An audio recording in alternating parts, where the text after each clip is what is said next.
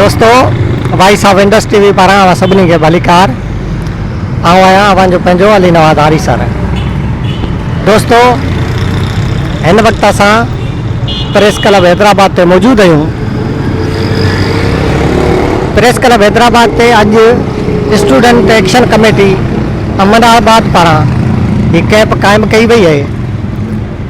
हिन कैंप में नौजवान दोस्त शामिल आहिनि जेके ख़ासि करे शागिर्दी आहिनि। हिननि जो हिकिड़ो मुतालबो आहे, अञा बि ईअं खणी चऊं त जेको सो जाइज़ मुतालबो आहे, छो जो तालीम हर इंसान जो बुनियादी हक़ आहे ऐं उहा उनखे मिलणु घुरिजे। दुनिया में सॼी दुनिया में उहे क़ौमूं ई तरक़ी करे सघंदियूं आहिनि जेके क़ौमूं तालीम जे हवाले सां अॻु भरियूं हूंदियूं आहिनि, पाण भरियूं हूंदियूं आहिनि, पंहिंजे पेरनि ते बीठल हूंदियूं आहिनि। पर असां वटि बदकिस्मती इहा आहे त असां वटि असांजा स्कूल जेके ओताकूं ऐं वाड़ा बणियल आहिनि, अहिड़ी माहौल में, अहिड़ी सूरताल में जेकॾहिं के नौजवान पंहिंजी तालीम जो उनूं रखी अॻिते अचनि था त उन्हनि जो साथ ॾियणु घुरिजे, उन्हनि खे जस ॾियणु घुरिजे, उन्हनि खे साराइणु घुरिजे। हिननि दोस्तनि जो मुतालबो आहे त असांजो जेका यूसी आहे उहा यूसी घटि में घटि 30,000 आबादी ते मुश्तमिल आहे ऐं उते हायर सेकेंडरी गुज़िरियल 10 सालनि खां बंदि पियल आहे। न ॼाण केतिरा शागिर्द उते दाख़िल आहिनि, पर न उस्ताद उते नज़र थो अचे, न स्टाफ को नज़र थो अचे।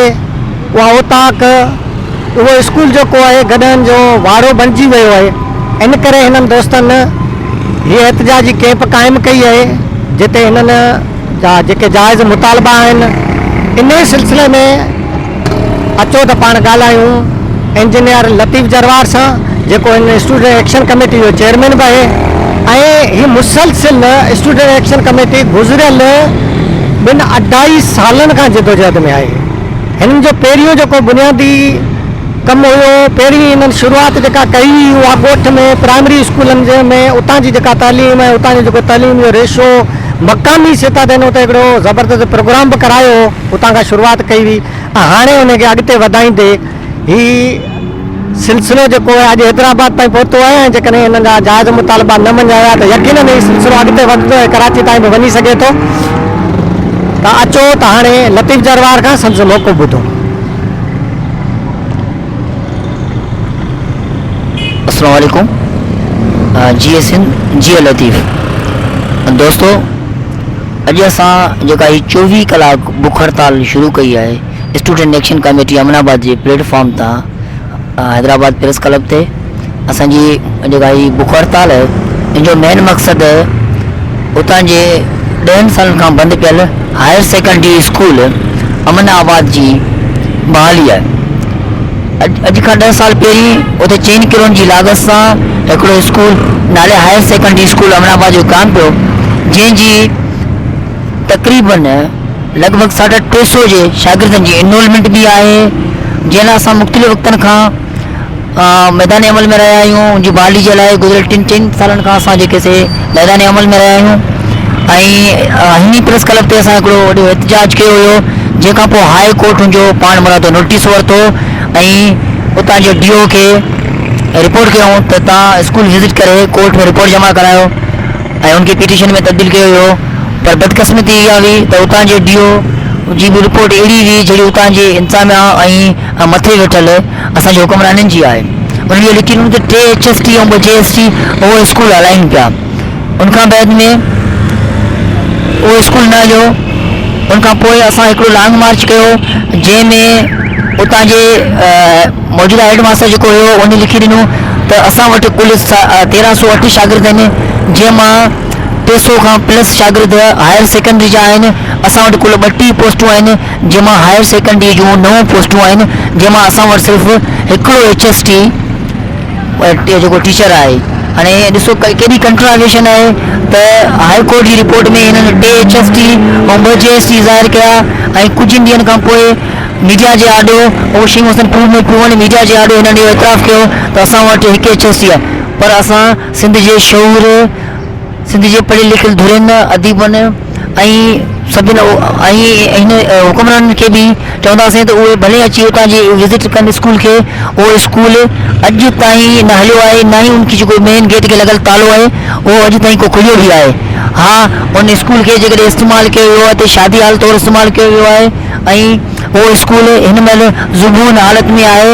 असांजो मुतालो इहो आहे त असांखे उहो स्कूल हलाए ॾिनो वञे जेको गुज़िरियल 10 सालनि खां असुल जे नसुलनि जो भेलाड़ो कंदो पियो अचे, या उहो असांजे ईंदड़ नसुलनि जो बका आहे, असांजे ईंदड़ नसुलनि जो जेका ज़मानत आहे उहा असांखे बहाल करे ॾिनी वञे।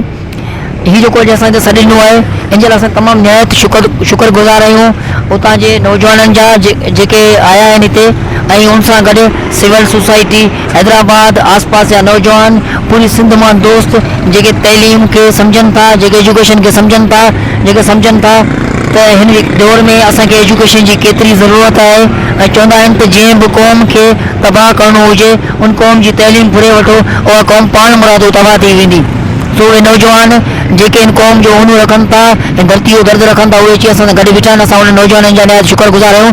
ऐं आख़िरी में इहो चवंदुसि जेकॾहिं असांजा ही जाइज़ मुतालबा न मञिया विया, असांजो स्कूल असांखे बहाल न करे ॾिनो वियो त पोइ हीउ जेको एहतिजाज जो दाइरो आहे इहो ज़रूरु यकीनन कराची प्रेस क्लब ते बि हूंदो, यकीनन उहो कराची प्रेस क्लब खां पोइ उहो गवर्नर हाउस ते बि हूंदो ऐं उनखां पोइ जेको असांजो एहतिजाज जो सिलसिलो इहो बि हूंदो त उतां जा नौजवान मरणगिरी ताईं बि बुख हड़ताल कंदा।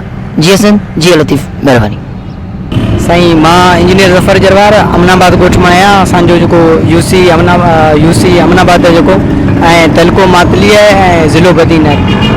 असां 2005 में सिंध हुकूमत जे तरफ़ां सॼी सिंध में गवर्नमेंट हायर सेकेंडरी स्कूल्स जो जेके बिल्डिंग्स ॾिनियूं वियूं उन मां हिकु स्कूल असांखे बि मिलियो जेको असांजे ॻोठ यूसी अमनाबाद में ठहियलु आहे।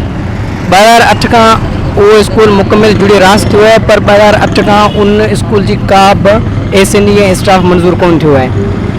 बदकिस्मती इहा आहे जो 350 ॿारनि जे एनरोलमेंट जे हुजण जे बावजूद बि उते का बि उन्हनि एसएनई न ॾिनी आहे, न स्टाफ उन्हनि खे ॾिनो आहे। ऐं उते जा जेके ॿार आहिनि उहे माना पढ़ी बि नथा सघनि ऐं उते जेके अमीरनि जा ॿार आहिनि उहे मुख़्तलिफ़ इदारनि में पढ़ी सिर्फ़ु उते जी पेपर ॾींदा आहिनि ऐं वॾियुनि यूनिवर्सिटियुनि में थींदा ऐं माना उते दाख़िला हर शइ आहे। त माना असां चाहियूं था त असांजे ग़रीबनि जे ॿारनि सां खेॾियो न वञे ऐं क़ौम जे ॿारनि सां इहो ज़ुल्म न कयो वञे। जी हसन, महिरबानी। साकिर सहतो ऐं शागिर्द आहियां। सॼी दुनिया जे मुल्कनि में जेको आहे सो तइलीम जी पॉलिसीअ खे अवलीन तरजीह ॾिनी थी वञे तइलीम खे। ठीकु आहे, असां वटि छा सूरत हाल आहे जो सॼी सिंध जे अंदरि या त स्कूल न आहिनि, जेकॾहिं स्कूल आहिनि त जेको आहे सो उते जेको आहे सो स्टाफ न आहे, एसएनई न आहे, जेको आहे सो या त वरी वॾेरनि जा घोड़ा कुता ॿधा पिया आहिनि उन्हनि स्कूलनि जे अंदरि, स्कूल वॾेरनि जा गोदाम लॻा पिया आहिनि। सो अहिड़ी सूरत हाल जे करे सिंध जो शहूर तमामु घणो परेशान आहे। तइलीम ई उहा शइ आहे जेकी तव्हांजे असांजे मुस्तक़बिल जो जेको आहे सो रोशन मुस्तक़बिल जी ज़ामिन हूंदी आहे। सो असीं चाहियूं था त जेको आहे सो सिंध जे अंदरि तइलीम खे ख़ासि तौर ते असीं जे हिन बुख हड़ताल जो जेको आहे सो काज़ आहे अमनाबाद स्कूल जिथे तक़रीबन 350 शागिर्दनि जो मुस्तक़बिल दाव ते लॻल आहे। करोड़े रुपए जी बिल्डिंग त आहे पर उते एसएनई ऐं जेको आहे सो स्टाफ जी मुक़ररी बहाल न आहे।